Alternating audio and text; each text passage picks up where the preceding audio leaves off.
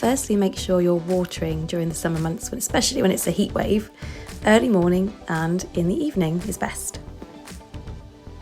Also keep on top of your dahlias. If they've started flowering already, make sure you deadhead them regularly to encourage more blooms. Weeds are your enemy at this time of the year, especially bindweed. Once you've got it, you've got it. You've got to take it out and stop it from wrapping around everything particularly. Also watch out for nettles, chickweed and other weeds that come up easily this time of the year. Also make sure you keep on top of your tomatoes. Although some of them will be fruiting already, you want to keep pinching out those side shoots to make sure all that energy goes into those beautiful blossoms that turn into fruit and the fruit gets bigger. Also make sure you're composting. Also make sure you get outside, go and have a look at other gardens locally for inspiration and enjoy the weather. A lot of early flowering perennials are going to need a little bit of TLC as well, so I'm clearing out dead leaves and foliage from my hellebores, and I'm also going to be cutting out anything that looks like it's damaged or diseased. Of course, I'm going to be composting that as well.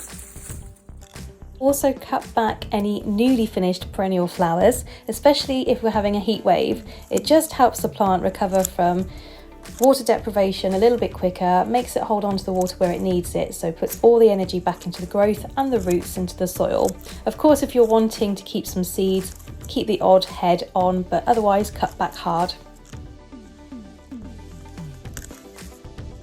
Carrying on with the theme of cutting back dead, make sure you're deadheading your summer pots and containers for continual blooming through the summer.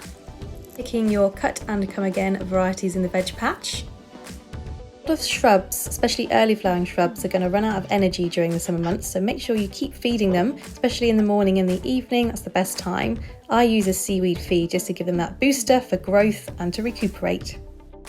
And of course, sit back and relax. Enjoy the fruits of your labour in your lovely garden. Thank you so much for watching, guys. I'll see you next time.